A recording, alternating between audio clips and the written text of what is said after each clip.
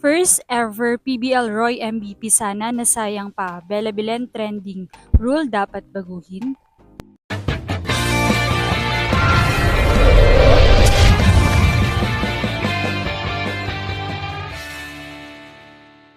What's up, Volleyball Nation? Welcome back to my YouTube channel. Narito ako para magbigay sa inyo ng updates tungkol sa mundo ng volleyball. Pero bago yan, don't forget to subscribe and hit the notification bell para updated ka sa aking mga videos.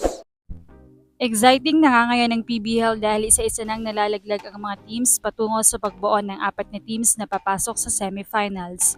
Una na ngang nakakuha ng semi-spot ticket ang PLDT High Speed Hitters matapos nilang talunin ang Farm Fresh, habang sumunod naman ang kanilang sister team na Signal matapos pataubin ang Creamline Cool Smashers sa kanilang 5 thrilling match. Kaya naman 2 team na lamang ang hinihintay na papasok sa semis.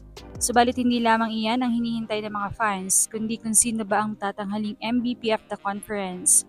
Sigaw ng mga fans, it's Bella Belen na talagang deserving dahil sa kanyang statistics.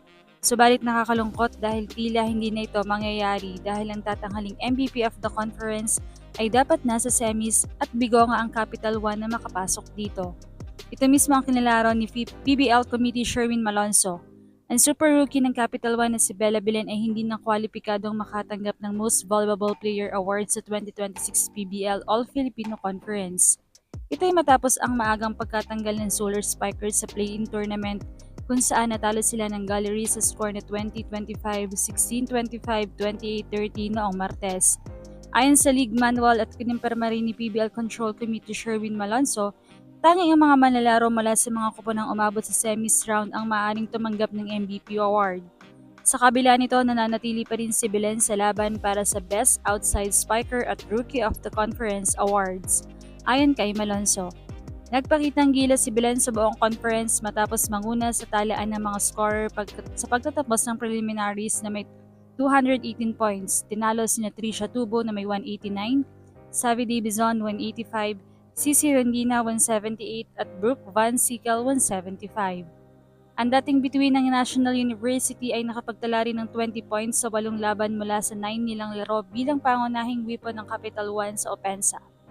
Bukod dito, pag nagtapos siya bilang 4th place sa spiking may success rate na 35.16% efficiency, 4th place sa serving na may average na 0.31%, 2nd place sa receiving na may 40.84 efficiency, at 7th place sa digging na may 3.06 average per set.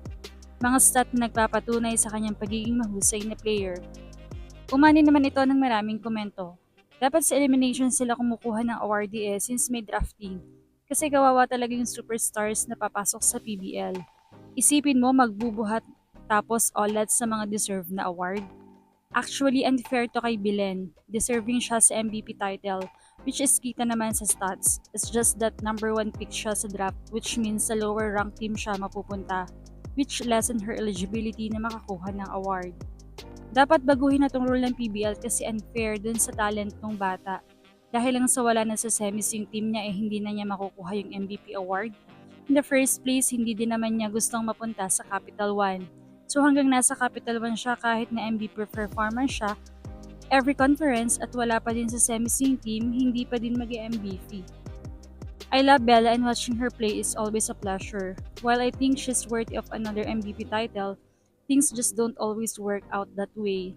It's ironic how we call for consistency in the league, yet are quick to accept changes to the rules when they are convenient. Ganon talaga. Kung nabuhat niya ang Capital One sa semis at finals, yon walang duda, siya ang MVP talaga.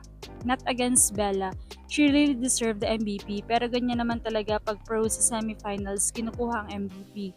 Sa international, ganyan rin naman. O diba sayang effort? Maybe after ng contract mo, hanap ka ng team na makakapagpa-champion. Kung hangad mo talagang matawag na champion, pero iba kasi yung hanap money contract, kaya good luck. Anong masasabi niyo rito? Leave a comment below. Thank you for watching and don't forget to subscribe.